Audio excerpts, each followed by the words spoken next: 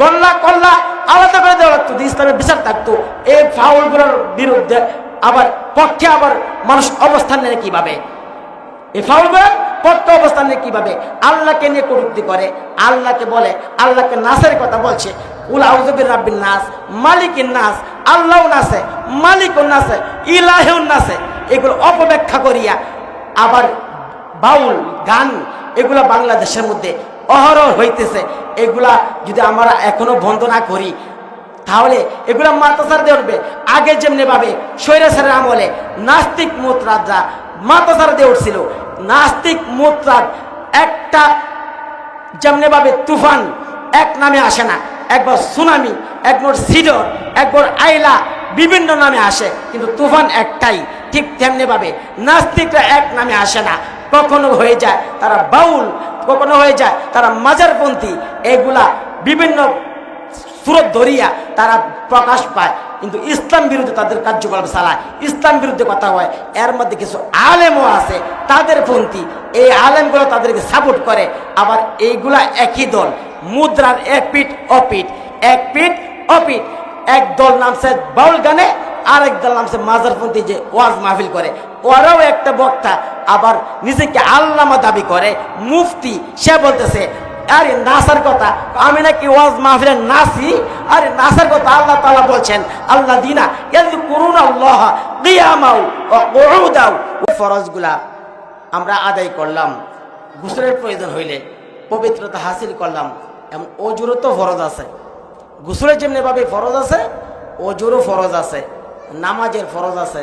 নামাজের ভিতরে বাহিরে কয় ফরজ? 13 ফরজ। তাহলে ওজুরও ফরজ আছে।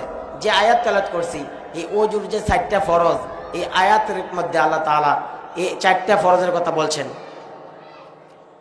যে আয়াত তেলাওয়াত করছি, আল্লাহ রাব্বুল আলামিন বলতেছেন, ইয়া আইয়ুহাল্লাযীনা আমানু ইযা কুমতুম ইলাস সালাহ। আল্লাহ রাব্বুল আলামিন বলেন, ও দুনিয়ার ইমানদারের দল, ইয়া আইয়ুহাল্লাযীনা আমানু ইযা কুমতুম ইলাস সালাহ, তোমরা যখন নামাজের সময় হয়ে যায়, কুমতুম ইলাস সালাহ, তখন তোমরা মুখমণ্ডল ধৌত করবা। ইযা কুমতুম ইলাস সালাহ, পবিত্রতা হাসিল করতে হবে নামাজের জন্য। যখন দাঁড়ায় যাইবা, ইযা কুমতুম ইলাস সালাহ ফাগসিলু হুজুহাকুম, 1 নাম্বার ফরজ, ফাগসিলু হুজুহাকুম, তোমার মুখমণ্ডল ধৌত করবা। 1 নাম্বার মুখমণ্ডল ধৌত করা। 2 নাম্বার ফাগসিলু হুজুহাকুম ওয়া আইদিয়াকুম ইলাল মারাফিক, ওয়া আইদিয়াকুম, দুনো হাতের কোন সহ ধৌত করবা, ইলাল মারাফিক ওয়ামসাহু বিরুসিকুম, এবং 3 নাম্বার হলো মাথা মাসাহ করবা, এবং 4 নাম্বার ওয়া আরজুলাকুম ইলাল কাবাইন, এবং 4 নাম্বার হলো দুনো পায়ের টাকনু সহ ধৌত করবা। এই 4টা ফরজ যদি দুনিয়ার মানুষ আদায় করিয়া লয়, আদায় করার পর সে পবিত্রতা হাসিল করছে। সে ওযু ফরজগুলো আদায় করার জন্য যখন এই 4টা ফরজ আদায় করছে, তার ওযু হয়ে গেছে। এই ওযুর মধ্যে ফরজ আছে এবং সুন্নত আছে। এই সুন্নত যদি কেউ আদায় করিয়া লয়, এই সুন্নত আদায় করার পর আপনি ফরজ আদায় করছেন, এখন যদি সুন্নতগুলো আদায় করেন, এই সুন্নত আদায় করলে কি হবে? ফরজ আদায় করলে আপনি একটা বিল্ডিং বানাইছেন, বিল্ডিংয়ের প্রয়োজন, একটা ইটের সাথে একটা ইটের গাঁথনি দিয়া আপনি বিল্ডিং তৈরি করছেন, বিল্ডিং হয়ে গেছে। দুনিয়ার কেউ বলবে না যে আপনার বিল্ডিং হয় নাই, কিন্তু সৌন্দর্য হয় নাই। এই সৌন্দর্য যদি আপনি বানাইতে চান তাহলে প্লাস্টার করতে হয়। প্লাস্টার আপনি ইট দিয়ে গাঁথতে দিলে কি বিল্ডিং সুন্দর হয়? সুন্দর হয় না। তাহলে সুন্দর করতে হবে কিভাবে? প্লাস্টার করো, সুন্দর হবে। তাহলে ওজুর এই 4টা ফরজ যদি কেউ আদায় করিয়া লয়, তার ওযু হয়ে গেছে। এর মধ্যে যদি রাসূল সাল্লাল্লাহু আলাইহি সাল্লামের সুন্নত আছে, এই সুন্নতগুলো যদি কেউ আদায় করিয়া লয়, এই আদায় করার পর, এই সুন্নত আদায় করার কারণে তার ওযুটা আরো সৌন্দর্যমণ্ডিত হয়ে গেছে। এই ওযুর মধ্যে সুন্নত আছে। এই ওযুর মধ্যে সুন্নত 1 নাম্বার, ওযুর মধ্যে সুন্নত 1 নাম্বার হলো দুনো হাতের কবজি সহ ধৌত করা 3 বার। এই 3 বার দুনো হাতে কবজি সহ ধোয়া এবং মেসওয়াক করা। এই মেসওয়াক কেমনে করবেন? এমন কোন নবী নাই যে নবীদের উপরে মেসওয়াকের হুকুম আসে নাই। সমস্ত নবীরা, জিবরাইল আলাইহিস সালাতু ওয়াস সালাম আমার নবীর কাছে 24,000 বার আসছে। এই 24,000 বার মেসওয়াকের তাগিদ দিয়েছেন। এই মেসওয়াকের এত গুরুত্ব। আল্লাহ রসুল বলেন শুধু আমি নয়, আল্লাহ তাআলা যত নবী বানাইছেন সমস্ত নবীদের সুন্নত হলো 4টা, এর মধ্যে 1 নাম্বার হলো মেসওয়াক। সমস্ত নবীদের সুন্নত হলো 4টা, এর মধ্যে মেসওয়াক একটা। এই মেসওয়াকের সুন্নত সমস্ত নবীদের। এই মেসওয়াক যদি আদায় করা হয়, এই মেসওয়াকের কত ফজিলত। আপনি নামাজ পড়লেন, নামাজের মধ্যে আপনি মেসওয়াক করেন নাই, যদি নামাজ পড়েন মেসওয়াক করিয়া যে নামাজটা পড়বেন অন্য অন্য নামাজের থেকে এটা ফজিলতপূর্ণ হবে। এই মেসওয়াক করার কারণে কি হয়?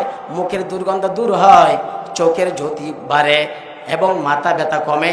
আল্লাহ রসুল বলেন সবচেয়ে কাজের মধ্যে একটা কাজ হলো যারা নিয়মিত মেসওয়াক করবে তার মৃত্যুর সময় কালিমা নসিব হবে। তাহলে কালিমা নসিব করা দরকার। ঈমান নিয়ে মৃত্যুবরণ করবে, মেসওয়াকের মধ্যে তোমরা গুরুত্ব দাও। তাহলে মেসওয়াক করা এবং 3 বার কুলি করা এগুলো হলো সুন্নত। 3 বার নাকের ভিতর পানি দেওয়া এটা সুন্নত। সমস্ত মুখ 3 বার ধোয়া সুন্নত। 1 বার ধুইলাম এটা ফরজ হইল, কিন্তু 3 বার যদি আমি ধৌত করি এটা সুন্নত। 2 হাতের খনি সহ দেওয়া এটা হলো সুন্নত। 2 হাতের আঙ্গুলগুলা মাসা করা এগুলা হলো সুন্নত। এবং সমস্ত মাথা 1 বার মাসা করা এটাও হলো সুন্নত। কান মাসা করা সুন্নত, গর্দান মাসা করা মুস্তাহাব। 2 পায়ের টাকনু সহ 3 বার ধোয়া সুন্নত এবং 2 পায়ের আঙ্গুলি খিলাল করা সুন্নত। এই সুন্নতগুলো আদায় করা, এই ফরজগুলো আদায় করা এবং সুন্নতগুলো আদায় করা এই ওযুর মধ্যে ফরজ আছে, নামাজের বাইরে এবং ভিতরেও ফরজ আছে। আমরা ছাত্রদেরকে পড়াই, এই মাদ্রাসা মক্তবের মধ্যে পড়ানো হয়, নুরানি মাদ্রাসার মধ্যে পড়ানো হয়। কি পড়ানো হয়? নামাজের ভিতরে এবং বাহিরে 13 ফরজ। এই নামাজের ভিতরে এবং বাহিরে 13 ফরজ এটা কোনো হাদিসের মধ্যে একত্রিত নাই। আমাদের ইমামগণ, ইমাম আবু হানিফা রহমাতুল্লাহ আলাই, ফোকাহে কেরাম তারা একত্রিত করছেন আমাদেরকে সহজ করার জন্য। এই নামাজের ভিতরে এবং বাহিরে 13 ফরজ এটা কোরআন হাদিস রিসার্চ করিয়াই আমাদের জন্য সহজ করিয়া দিছেন। এই কোরআন হাদিস তারা রিসার্চ করিয়া বের করছেন, তারা একত্রিত করেছেন। 1 নাম্বার নামাজের বাহিরে হলো 7 ফরজ। এই 7 ফরজের মধ্যে 1 নাম্বার শরীর পাক। 1 নাম্বার কি পাক? 1 নাম্বার শরীর পাক। আল্লাহ রাব্বুল আলামিন বলেন ওয়াইন কুনতুম জুনুবান ফাত্তাহহারু। আল্লাহ রাব্বুল আলামিন বলেন তোমরা যখন অপবিত্র হয়ে যাও, গোসলের যখন প্রয়োজন হয় তখন তোমার শরীর পবিত্র করার জন্য তোমরা গোসল করো। গোসল তাহলে এটা কোরআনে আছে। 2 নাম্বার, 1 নাম্বার শরীর পাক, 2 নাম্বার কাপড় পাক। এই কাপড় পাকের কথা আল্লাহ রাব্বুল আলামিন বলছেন ওয়াসিয়াবাকা ফাত্তাহির, ও পয়গম্বর আপনার কাপড়টা আপনি পবিত্র করেন। তাহলে 1 নাম্বার শরীর পাক, 2 নাম্বার কাপড় পাক, 3 নাম্বার সতর ঢাকা। 1 নাম্বার শরীর পাক, 2 নাম্বার কাপড় পাক, 3 নাম্বার জায়গা পাক। এই জায়গা পাকের কথা আল্লাহ রাব্বুল আলামিন বলছেন ওয়াইদনা ইলা ইব্রাহিম ওয়া ইসমাঈল আন তাহিরা বাইতিয়া লিত-তাইফিন। ইব্রাহিম এবং ইসমাঈল, আল্লাহ রাব্বুল আলামিন বলেন ও ইব্রাহিম এবং ইসমাঈল আন তাহিরা বাইতিয়া, আল্লাহর ঘরটা আপনারা পবিত্র করেন। আন তাহিরা বাইতিয়া লিত-তাইফিন, কেন পবিত্র করবেন? লিত-তাইফিন এটা তওয়াফকারীদের জন্য পবিত্র করেন। ওয়াল আকিফিন ইতিকাফকারীদের জন্য আপনি পবিত্র করেন। ওয়া রুকআই সুজুদ যারা রুকু করবে সিজদা করবে তাদের জন্য এই ঘরটা আপনি পবিত্র করেন। তাহলে জায়গা পাকের কথা আল্লাহ রাব্বুল আলামিন বলছেন। এরপর হলো সতর ঢাকা। সতর ঢাকার কথা আল্লাহ রাব্বুল আলামিন পবিত্র কোরআনে বলেন ইয়া বানি আদম খুযু জিনাতাকুম ইনদা কুল্লি মসজিদ।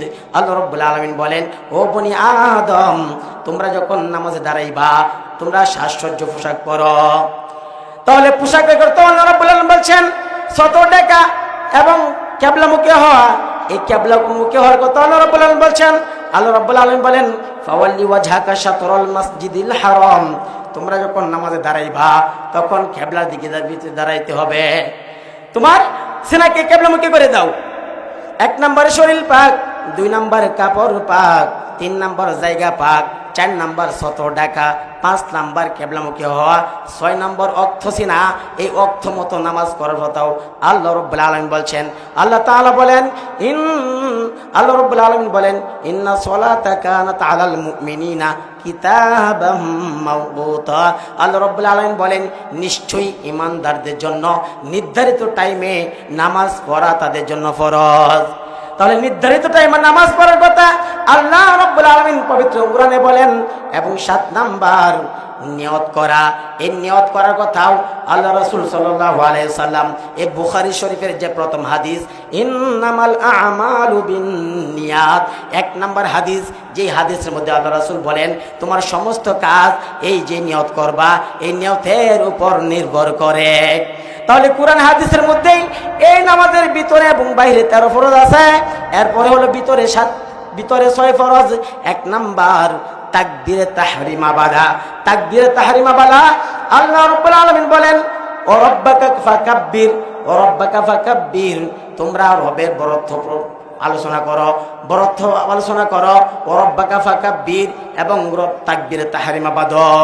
তাকবীরে তাহরিমা, তাকবীরে তাহরিমা হলো নামাজের বাইরে যে কাজ হালাল, নামাজের মধ্যে এই কাজ হারাম। আপনি নামাজের বাইরে খাইতে পারবেন, কথা বলতে পারবেন, কিন্তু তাকবীরে তাহরিমা, তাহরিমা আপনি হাত বাঁধছেন, এখন আর কথা বলতে পারবেন না, খাওয়া দাওয়া করতে পারবেন না, এই জন্য তাকবীরে তাহরিমা। 1 নাম্বার তাকবীরে তাহরিমা। 2 নাম্বার খাড়া হয়ে নামাজ পড়া। এই খাড়া হয়ে নামাজ পড়ার কথা আল্লাহ রাব্বুল আলামিন বলছেন। আল্লাহ তাআলা বলেন ওয়াকুমু লিল্লাহি কানিতিন। আল্লাহ রাব্বুল আলামিন বলেন তোমরা নামাজের জন্য দাঁড়ায়া যাও। ওয়াকুমু লিল্লাহি কানিতিন, খাড়া হয়ে নামাজ পড়া। এরপরে কিরাত পড়া। এই কিরাত করার কথা আল্লাহ রাব্বুল আলামিন বলেন। আল্লাহ তাআলা বলেন ফাকরাউ মা তায়াসসারা মিনাল কুরআন। এই কুরআনে এমন একটা কুরআন তোমার যেখান থেকে সহজ হয় এখান থেকে তুমি নামাজে আদায় করো, নামাজের মধ্যে পড়ো যেখান থেকে তোমার সহজ হয়। কিরাত পড়া। এরপর হলো রুকু করা। এরপর রুকু করা, সিজদা করা। এই রুকু সিজদা করতে করতে আল্লাহ রাব্বুল আলামিন বলছেন, আল্লাহ তাআলা বলেন ইয়া আইয়ুহাল্লাযীনা আমানু রুকউ ওয়াসজুদু। আল্লাহ রাব্বুল আলামিন বলেন তোমরা রুকু করো, সিজদা করো। তাহলে রুকু করো, সিজদা করো, এটা কোরআন হাদিসে আছে। সব কিছুই এই নুরানি ছাত্রদেরকে যে পড়ানো হয় এটা কোরআন হাদিস থেকেই পড়ানো হয়। এরপরে আল্লাহ রাব্বুল আলামিন বলেন আখিরি বৈঠক, আল্লাহ রাসূল বলেন আখিরি বৈঠক। এই আখিরি বৈঠক আল্লাহ রাসূল সাল্লাল্লাহু আলাইহি ওয়াসাল্লাম তার যে সাহাবী আব্দুল্লাহ ইবনে আব্বাস রাদিয়াল্লাহু তাআলা আনহু, উনি আল্লাহ রাসূলকে বলতেছেন ও আল্লাহ রাসূল ওই সাহাবীর হাত ধরে বলতেছেন তুমি ও সাহাবী আল্লামাহু তাশাহুদুন, আল্লাহ রাসূল তাকে তাশাহুদ নামাজের শিক্ষা দিয়েছেন। এভাবে তুমি যদি নামাজে তাশাহুদ পড়ো তাহলে তোমার নামাজ তুমি যদি ইচ্ছা করো শেষ করতে পারো। তোমার তাশাহুদ পড়া হয়েছে, তুমি ইচ্ছা করলে নামাজ শেষ করতে পারবা। তাশাহুদ পড়া হয়ে গেছে। এজন্য নামাজের ভিতরে বাইরে 13 ফরজ, ওজুর ফরজ, ওজুর সুন্নত, গোসলের ফরজ, এইগুলা আমাদের অনেকের জানা নাই। ছোটো ছোটো বাচ্চারা যারা নুরানি পড়ে তারা জানে, কিন্তু আমরা অনেকেই দাদা হয়ে গেছি, বৃদ্ধ হয়ে গেছি, কিন্তু ওজু ভঙ্গের কারণ কি, গোসলের ফরজ কি, এগুলো আমরা অনেকেই জানি না। এগুলো আমাদের জানার দরকার। তাহলে পবিত্রতা হাসিল করা। আল্লাহ রাসূল সাল্লাল্লাহু আলাইহি ওয়াসাল্লাম বলেন মিফতাহুল জান্নাতিস সালাত। তোমরা নামাজ যে পড়বা মিফতাহুল জান্নাতিস সালাত, নামাজ হলো জান্নাতের চাবি। নামাজ কিসের চাবি? নামাজ হলো জান্নাতের চাবি। মিফতাহুল জান্নাতিস সালাত ওয়া মিফতাহুস সালাতিত তুহুর। আল্লাহ রাসূল সাল্লাল্লাহু আলাইহি ওয়াসাল্লাম বলেন নামাজ হলো জান্নাতের চাবি এবং ওযু হলো, এবং পবিত্রতা হলো, ওযু হলো পবিত্রতা। নামাজের চাবি হলো পবিত্রতা, আর নামাজ হলো জান্নাতের চাবি। আল্লাহ রাসূল সাল্লাল্লাহু আলাইহি ওয়াসাল্লাম বলেন এই ওযু তোমরা যে সুন্নতগুলো আদায় করলা, এই ওযু পড়লা, ওযুর মাঝে মাঝে দোয়া আছে। প্রথমে বিসমিল্লাহ আলহামদুলিল্লাহ বলে শুরু করলাম। প্রত্যেকটা অঙ্গ দোয়া করার সময় দোয়া আছে। আমরা এত দোয়া পারবো না, এর মধ্যে বিসমিল্লাহ আলহামদুলিল্লাহ এটা বলি আমরা শুরু করব। এর মাঝে একটা দোয়া আছে আল্লাহুম্মা গফিরলি যামবি ওয়া ওয়াসি'লি ফি দারি ওয়া বারিক লি ফি রিজকি। আল্লাহ রাসূল সাল্লাল্লাহু আলাইহি ওয়াসাল্লাম বলেন আল্লাহুম্মা গফিরলি যামবি, ওয়া আল্লাহ তুমি ওযু যে করতেছো ওযুর মাধ্যমে আল্লাহর কাছে মাপ চাইতেছো। আল্লাহুম্মা গফিরলি যামবি, ওয়া আল্লাহ আমার গুনাহ খাতাকে মাফ করো। আল্লাহুম্মা গফিরলি যামবি ওয়া ওয়াসি'লি ফি দারি, এবং আমার ঘরকে প্রশস্ত করিয়া দাও। ওয়া বারিক লি ফি রিজকি, এবং আমার রিজিকের মধ্যে তুমি বরকত দিয়া দাও। তাহলে আমি দোয়া করতেছি, ওযু করতেছি, এর মধ্যে মধ্যে দোয়া করতেছি রিজকের জন্য প্রশস্ত হয়, আমার ঘর যেন প্রশস্ত হয়।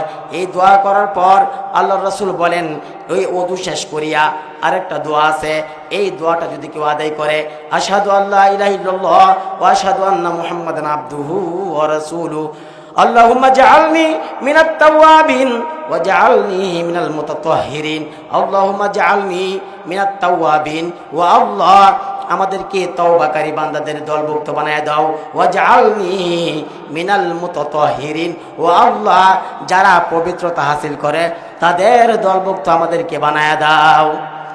আল্লাহ রাসূল বলেন, কেউ যখন এই দোয়া করে, ওযুর শেষে এই দোয়া করে, তার জন্য আল্লাহ রাব্বুল আলামিন একটা দুইটা নয়, আল্লাহ তাআলার যে জান্নাত আছে, এই তার জন্য যে ওযু করিয়া এই দোয়াটা আদায় করবে, তার জন্য একটা দুইটা নয়, তার জন্য আল্লাহ তাআলা 8টা জান্নাত তার জন্য করিয়া দিবেন।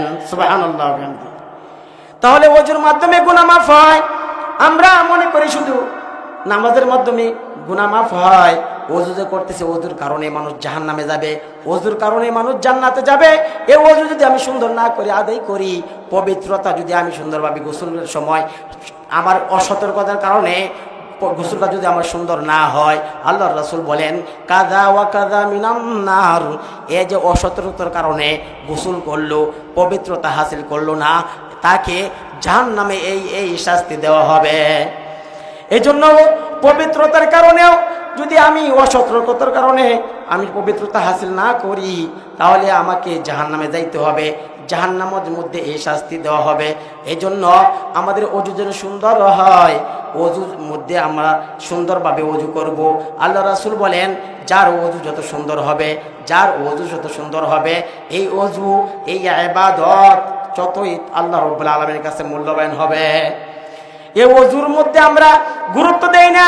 এখন যে ঠান্ডা দিন আছে, এই ঠান্ডা দিনের মধ্যে মুখ যদি এক পাশে ধুই, অন্য পাশে শুকনা থাকে, এই জন্য খেয়াল করিয়া ওযু করা। ওযু যদি আমার সুন্দর না হয়, আপনি সব কিছুর একটা ভিত্তি আছে, একটা ফাউন্ডেশন আছে। আপনি বিল্ডিং বানাইবেন, ফাউন্ডেশন আছে। আপনি 5 তলা বিল্ডিং করবেন, এটা নিচে আপনি ফাউন্ডেশন করতে হবে। যদি আপনি ফাউন্ডেশন না করেন, এমনি মাটির উপরে ইট দিয়া গাঁথনি দিয়ে বিল্ডিং উঠান, বিল্ডিং উঠবে ঠিক, কিন্তু এটা ধসে দেওয়ার সম্ভাবনা আছে, যখন তখন ধসে দেওয়ার সম্ভাবনা আছে। কারণ ফাউন্ডেশন হলো একটা বিল্ডিং এর ফাউন্ডেশন হলো এটা ভিত্তি। এই ফাউন্ডেশন যদি মজবুত না হয়, তাহলে বিল্ডিংও টিকবে না। আল্লাহ রাসূল বলেন, তুমি যেন ওযু করবা, নামাজ পড়লে ওযুর প্রয়োজন হয়, এই ওযু যদি তোমার সুন্দর না হয়, তাহলে তুমি যতই রুকু সাজদা করো, এই রুকু সাজদা আল্লাহর দরবারে কবুল হবে না, তোমার ওযু যদি তোমার সুন্দর না হয়। এজন্য ওযুকে সুন্দর করতে হবে। এই ওযুর মাধ্যমে গুনাহ মাফ হয়, ওযুর মাধ্যমেও আবার জাহান্নামে যাইতে হয়। কেন? আমি যদি সুন্দরভাবে ওযু না করি, কোনো অংশ যদি শুকনা থাকে, এই শুকনা থাকার কারণে আমাকে আযাব ভোগ করতে হবে। এজন্য ওযুর মাধ্যমে গুনাহ মাফ হয়। আল্লাহর রাসূল আরো বলেন, তুমি যে মুখমণ্ডল দৌত করবা, এই মুখমণ্ডল দৌত করার পর তুমি যে মুখমণ্ডল দৌত করেছ, তোমার চোখে দিয়ে যা গুনাহ করছ, এই চোখ দিয়ে যত গুনাহ করছ, এই মুখমণ্ডল দৌত করার কারণে আল্লাহ রাব্বুল আলামিন তোমার গুনাহ খাতাকে জড়ায় দিবেন। সুবহানাল্লাহ। এরপরে হাত ধৌত করলে, হাত ধৌত করার পর আল্লাহ রাসূল বলেন, তোমার গুনাহ শুধু হাত দিয়া নয়, এই যে নখ আছে, নখের নিচ দিয়েও তোমার গুনাহ ধৌত করে বের হবে। এই গুনার মাধ্যমে আমরা যে গুনার মধ্যে গুনাহ করতেছি, এই গুনাহ ওযুর মাধ্যমে গুনাহ ধৌত হইতেছে। আমরা যখন মাথা মাসা করব, আমাদের মাথার মধ্যে যেই কান দিয়ে আমরা গুনাহ করি, কান দিয়ে আমরা গুনাহ জিনিস শ্রবণ করি, এই কানের গুনাহ আল্লাহ রাব্বুল আলামিন এটাও মিটাইয়া দিবেন। পা ধৌত করলে পাওয়ের গুনাহ আল্লাহ রাব্বুল আলামিন মিটাইয়া দিবেন। তাহলে ওযুর মাধ্যমে গুনাহ মাফ হয়। আমাদের ইমাম আবু হানিফা রাহমাতুল্লাহি আলাইহি, উনি যখন ওযু করতেন, তার পাশে 2টা যুবক ওযু করতেছে। এই ওযু করার সময় এই ইমাম আবু হানিফা রাহমাতুল্লাহি আলাইহি উনি তাকায় দেখেন, এই যুবকগুলা ওযু করার পর এই ইমাম আবু হানিফা বলতেছেন, ও যুবক, তুমি জিনার গুনাহ ছেড়ে দাও। কি বলতেছে? জিনার গুনাহ ছেড়ে দাও। আরেকটাকে বলতেছে, তুমি চুরির গুনাহ ছেড়ে দাও। এই যুবকগুলা বলতেছে, ও হুজুর, আমরা যে জিনা করছি, আমরা যে চুরি করেছি আপনি কিভাবে জানেন? ইমাম আবু হানিফা বলতেছেন, তোমরা যে ওযু করেছ, এই ওযুর যে পানি যে দৌত করে যাইতেছে, ওযুর পানি, এই ওযুর পানি যে যাইতেছে এটা কোন গুনার পানি যাইতেছে? আমি ইমাম আবু হানিফা দেখতেছি এটা জিনার গুনাহ, এটা হলো চুরির গুনাহ। এই পানির মধ্যে আমাকে আল্লাহ রাব্বুল আলামিন আধ্যাত্মিক চোখ দিয়েছেন। এই চোখ থাকার কারণে তোমার পানির মধ্যে যে গুনাহ যায় এটা আমি দেখতেছি। গুনাহ যায়, ওযুর মাধ্যমে গুনাহ ছুটে। এই জন্য ওযুকে আমার সুন্দর করতে হবে, ওযু আমার সুন্দর মণ্ডিত করতে হবে। আল্লাহ রাব্বুল আলামিন যে একটা আয়াত তেলাওয়াত করলেন, আল্লাহ রাব্বুল আলামিন যে আয়াত নাযিল করলেন, ফীহি রিজালুন ইউহিব্বুনা আন ইয়াতাতাহহারু ওয়াল্লাহু ইউহিব্বুল মুত্তাহহিরিন। আল্লাহ রাব্বুল আলামিন যখন এই আয়াত তেলাওয়াত করলেন, এই আয়াত নাযিল করলেন, আল্লাহর রাসূল এই আয়াতের মধ্যে আল্লাহ রাব্বুল আলামিন বলতেছেন, ফীহি রিজালুন ইউহিব্বুনা আন ইয়াতাতাহহারু ওয়াল্লাহু ইউহিব্বুল মুত্তাহহিরিন। ও পয়গম্বর, অমুক এলাকায় দেখেন কিছু লোক আছে, তারা অধিক পবিত্রতা হাসিল করে, তারা অধিক পবিত্রতা থাকতে তারা মহব্বত করে, তার কারণে আমি আল্লাহ তাআলাও তাদেরকে মহব্বত করি। সুবহানাল্লাহ। তারা অধিক পবিত্র থাকতে মহব্বত করে, আমি আল্লাহ তাআলাও তাদেরকে মহব্বত করি। আল্লাহ রাসূল কুবা নামের গ্রামের দৌড় দিলেন, গিয়ে বলতেছেন, তোমরা কি আমল করো যে আমল করার কারণে আল্লাহ তাআলা তোমাদেরকে ভালোবাসেন? এই লোকগুলা বলতেছে, ও পয়গম্বর, আমরা আমল করি, আমরা অধিক পবিত্রতা হাসিল করি, প্রস্রাব পায়খানা প্রস্রাব করার পর, ঢিলা কুলুপ ব্যবহার করার পর, তারপর আবার পানি নেই, শুধু প্রস্রাব করে ঢিলা ব্যবহার করে ফেলে দেই না, আবার পানি নেই। এই পানি নেওয়ার কারণে আমরা অধিক পবিত্রতা হাসিল করি, যার কারণে আল্লাহ রাব্বুল আলামিন এই অধিক পবিত্রতাকারীদের আল্লাহ তাআলা ভালোবাসেন। এই পবিত্রতাকারীদেরকে আল্লাহ রাব্বুল আলামিন ভালোবাসেন। আল্লাহ রাসূল সাল্লাল্লাহু আলাইহি ওয়াসাল্লাম সাহাবীদেরকে নিয়ে একটা কবরের পাশ দিয়ে যাইতেছেন, দুইটা কবরের পাশ দিয়ে যাইতেছেন। আল্লাহ রাসূল, ইন্নাহুমা লা ইউআযাবান, আল্লাহ রাসূল সাহাবায়ে কেরামদের বলতেছে, সাহাবায়ে কেরামের দল, ওই যে দুইটা কবর দেখতেছ, এই দুইটা কবরের মধ্যে আযাব হইতেছে। কি হইতেছে? আযাব হইতেছে। কি কারণে আযাব হইতেছে? বড় কোনো পাপের কারণে নয়। ইন্নাহুমা লা ইউআযাবানি ফি কাবীরিন আম্মা আহাদুহুমা ফাকানা লা ইস্তাতিরু মিনাল বাউল।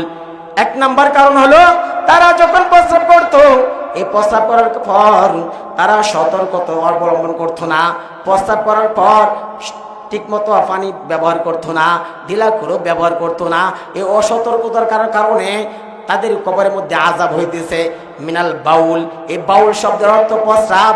যারা নিজেদেরকে বর্তমান জামানায় নিজেদেরকে বাউল নামের ফাউল, এই ফাউলগুলা প্রস্রাব যেমনিভাবে নাপাক হওয়ার কারণে তার উপরে ওযু ফরজ হয়। একজন মানুষ যদি প্রস্রাব করে তার উপরে ওযু ফরজ হয়। এই বাউল মানে হলো প্রস্রাব। এই বাউলগুলাও তাদের মুখ থেকে নাপাক বের হয়, আল্লাহকে নিয়ে কটূক্তি করা হয়, কোরআনকে অবমাননা করা হয়, কোরআনকে অবমাননা করা হয়, আল্লাহকে নিয়ে গালি দেওয়া হয়, রাসূলকে নিয়ে গালি দেওয়া হয়।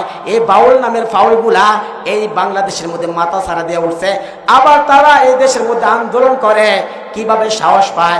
এবার এর মধ্যে কিছু আছে, এরা আবার আমাদেরকে বলে ধর্মান্ধ।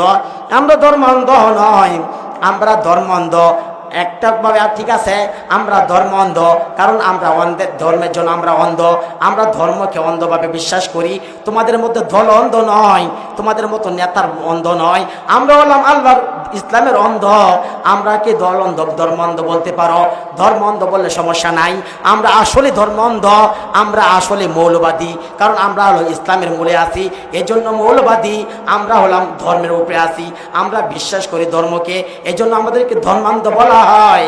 এই বাউল নামের ফাউলদের সাপোর্ট করা হয়, এই বাউল নামের ফাউলদেরকে সাপোর্ট করা হয়। ওদেরকে তো ফাঁড়ির মধ্যে ফেলানো হয়েছে। যদি ইসলামী বিচার থাকতো, ইসলামী রাষ্ট্র যদি থাকতো, আল্লাহকে কটূক্তি করার কারণে তাকে শুধু ফাঁড়িতে ফেলা হয়েছে, তার কল্লা দেহ থেকে আলাদা করে দেওয়া লাগতো। এই গল্লা কল্লা আলাদা করে দেওয়া লাগতো। যদি ইসলামের বিচার থাকতো, এই ফাউলগুলোর বিরুদ্ধে আবার পক্ষে আবার মানুষ অবস্থান নেয় কিভাবে? এই ফাউলগুলো করতে অবস্থানে কিভাবে আল্লাহকে নিয়ে কটূক্তি করে, আল্লাহকে বলে, আল্লাহকে নাসের কথা বলছে, কুল আউযু বিরাব্বিন নাস, মালিকিন নাস, আল্লাহও নাসে, মালিকুন নাসে, ইলাহুন নাসে, এগুলো অপব্যাখ্যা করিয়া আবার বাউল গান এগুলা বাংলাদেশের মধ্যে অহরহ হইতেছে।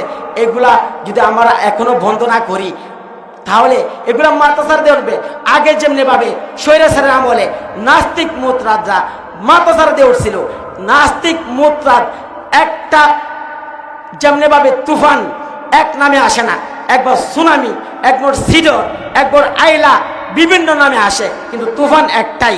ঠিক তেমনি ভাবে নাস্তিকরা এক নামে আসে না, কখনো হয়ে যায় তারা বাউল, কখনো হয়ে যায় তারা মাজারপন্থী, এগুলা বিভিন্ন সুরত ধরিয়া তারা প্রকাশ পায়, কিন্তু ইসলাম বিরুদ্ধে তাদের কার্যকলাপ চালায়, ইসলাম বিরুদ্ধে কথা হয়।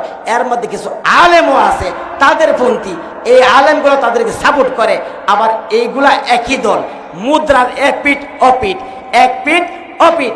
এক দল নামছে বাউল গানে, আরেক দল নামছে মাজারপন্থী, যে ওয়াজ মাহফিল করে, ওরাও একটা বক্তা, আবার নিজেকে আল্লামা দাবি করে, মুফতি। সে বলতেছে আরে নাসার কথা, আমি নাকি ওয়াজ মাহফিলে নাসি? আরে নাসার কথা আল্লাহ তাআলা বলছেন, আল্লাযীনা ইয়াযকুরুনা আল্লাহ কিয়ামাও ওয়া কুউদাও ওয়া আলা জুনুবিহিম। এখানে নাকি আল্লাহ তাআলা বলছেন তোমরা নাচো, বইয়া নাচো, শুইয়া নাচো, এখানে নাচের কথা বলে নাই। আরে বেকুব, তুই আল্লামা টাইটেল লাগালি কি হয়েছে? আল্লাযীনা ইয়াযকুরুনা আল্লাহ কিয়ামাও ওয়া কুউদাও ওয়া আলা জুনুবিহিম ওয়া ইয়াতাফাক্কারুনা ফি খালকিস সামাওয়াতি ওয়াল আরদ। আল্লাহ তাআলা বলেন তোমরা উঠতে, বসতে, শুইতে আমাকে স্মরণ করো। এখানে স্মরণ করার কথা বলছে, আর সে বলতেছে আর নাসার কথাই আল্লাহ তাআলা বলছেন, আল্লাযীনা ইয়াযকুরুনাল্লাহ কিয়ামান ওয়া কুউদাও। তাহলে তুই আলেম নামের টাইটেল লাগাইছস, তুই যে মানে ভাবি গুমরা, তাহলে বাউল নামের ফাউলও সে যেমনি ভাবে কুল আউযু বিরাব্বিন নাসে, মালিকুন নাসে, ইলাহুন নাসে, এগুলো যে বলে সেও তেমন গুমরা সমান। সে বাউল আর সে ফাউল, বক্তা নামে ফাউল, সেও বলে আল্লাহ তাআলা নাসার কথা নাকি বলছে কোরআনে। তাহলে এভাবে অপব্যাখ্যা করা হয়, মানুষদেরকে গুমরা করতেছে। এবং এরকম ভাবে যদি গুমরা যদি হইতে থাকে, এক পর্যায়ে এমন হইবে মানুষ দলের জন্য এমন অন্ধভক্ত হইবে, ইসলামকে বিসর্জন দিয়ে দিবে।